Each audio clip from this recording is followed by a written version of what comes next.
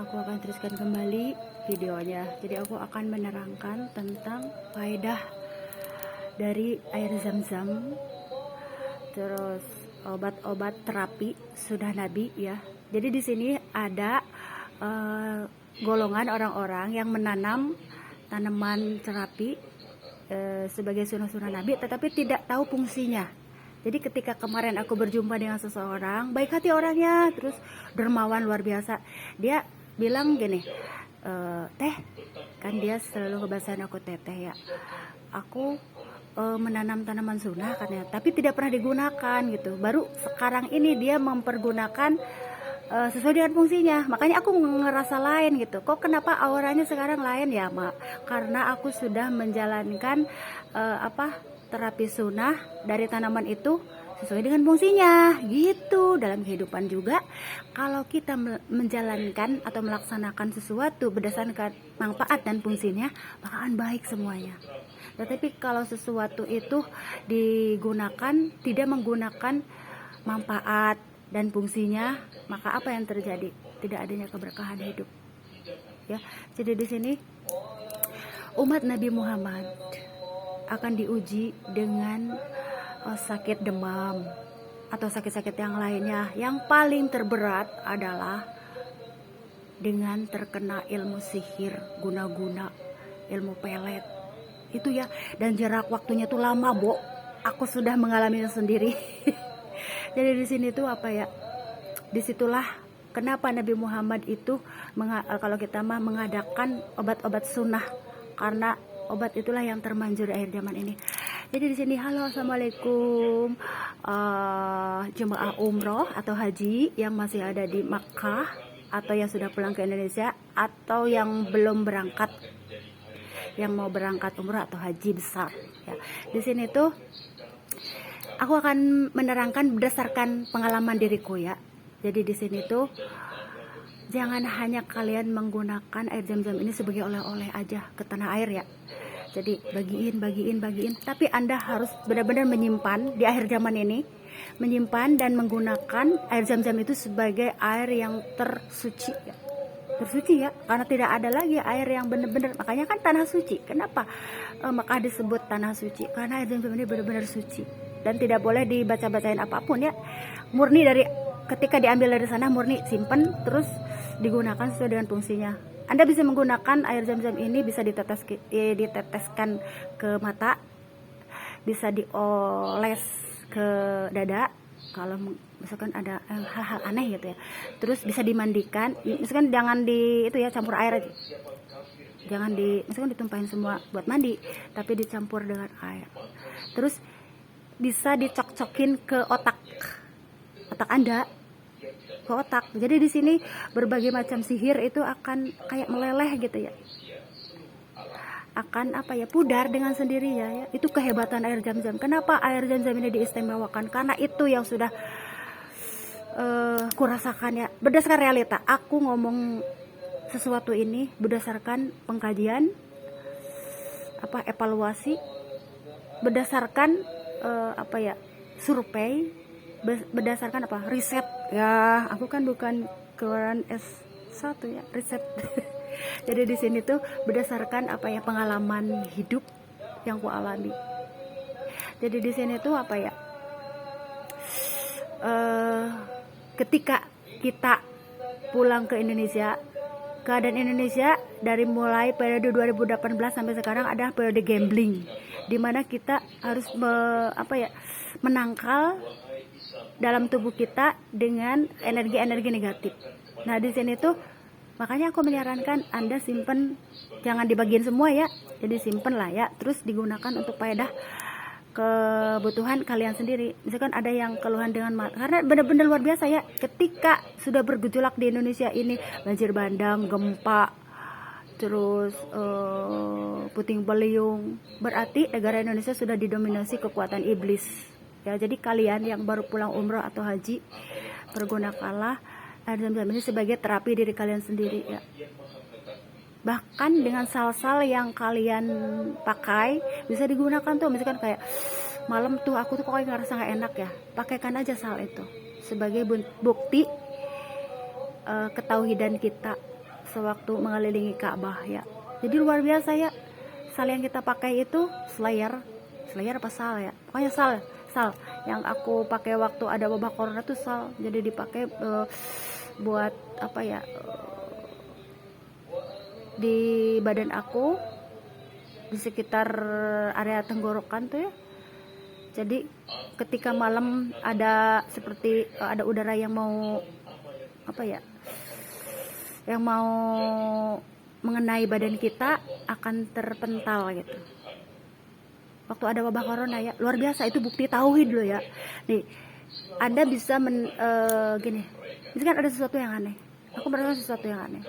Ketika ada, kok ada, misalkan dalam tubuh aku atau keluargaku ada darah yang menetes, yang tidak kayak gini, nih, keluar darah dari hidung, menetes. Kalau Anda percaya, yakin tauhid, ambillah setetes air zam-zam dan oleskan ke dalam apa ya namanya, ke area yang kiranya ada darah muncul gitu di area tubuh kalian. Nggak ada, jadinya si darahnya itu bisa kok mendadak, nggak kayak ini loh, darahnya itu nggak keluar. Aneh kan? Itulah akhir zaman. Jadi aku sudah mengalami itu. Berarti di sini ketauhidan, Bu. Bener nggak umrah kita, haji kita itu gitu ya? Percaya nggak sama keajaiban? Aku seorang hamba Allah yang percaya dengan keajaiban. Luar biasa keajaiban. Jadi ini intinya pagi ini terapi diri sendiri, self terapi ya. Jadi Momi, kalau merasa jodoh Anda apa jodoh aku? Jadi ketika suami aku, misal katakanlah suami aku mengalami apa ya, terkena ilmu sihir ya. Sihir yang paling berat adalah gendam, gendam ke lautan. Terus apalagi ya, apa ya yang seperti ku bilang tuh apa ya, yang paling kuat ya dari daerah Kalimantan. Tapi alhamdulillah ya semuanya sudah pada, kalau dibilang mah hijrah ya. Jadi kalau aku rasakan banyak para supranatural yang hijrah ya, luar biasa ya. Dan kalian ada yang umroh loh, ada seseorang yang hebat dikatakan guru besar ya.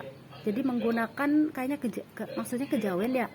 Terus apa ya, seperti apa, kalau bertemu dengan aku tuh bawaannya tuh marah. Aku tuh kok kenapa ya aku nggak suka ya, padahal dia itu tokoh, maksudnya yang digembor-gemborkan sebagai pemimpin, udah sepuh di daerah mana ya waktu itu, daerah Bogor. Jadi bawaannya tuh marah kalau lihat mukanya tuh di saat orang-orang kayak bertentangan keilmuannya dengan, maksudnya keilmuan batiniahnya dengan aku.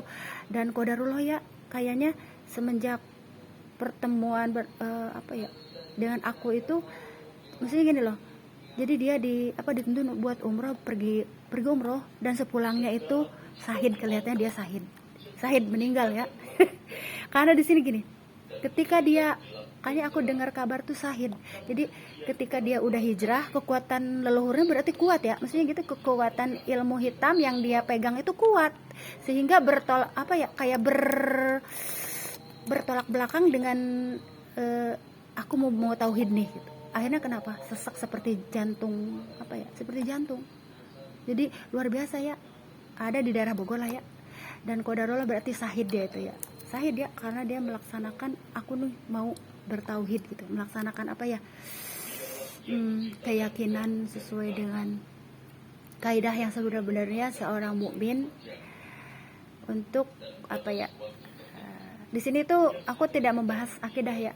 Jadi di sini tuh sihir akhir zaman ini, sihir, sidir, jam-jam, sidir itu apa tuh, bidara ya, berkaitan. Jadi di sini tuh sayangku, siapa yang lagi kena gendam, jangan sampai ya pudar. Harusnya dilihat wajah istrinya, malah wajah kuntilanak yang dilihat. Karena ilmu pelet itu bukan menggunakan ilmu putih ya, apalagi murni. Jadi menggunakan ilmu hitam. Ada makhluk yang mendatangi.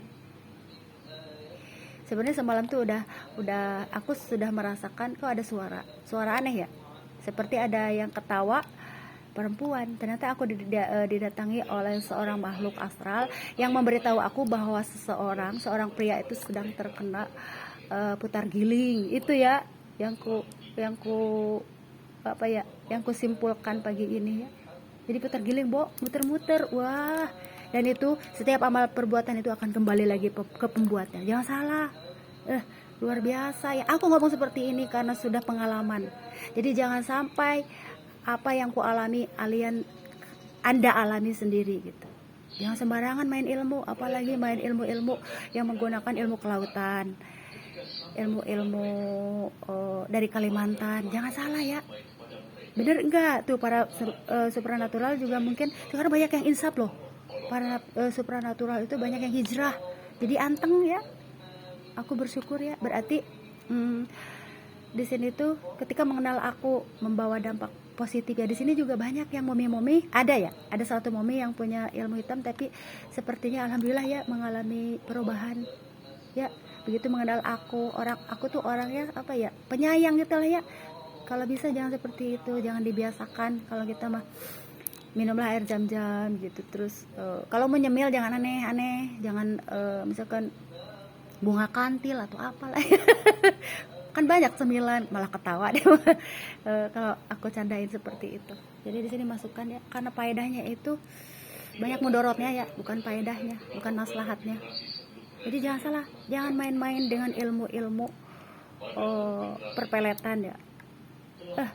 Apalagi terberat dengan putar giling. Bisa-bisa sepaneng loh ya. Bukan otak orang itu yang sepaneng, tapi Anda berbalik ke Anda sendiri yang sepaneng. Jangan salah ya.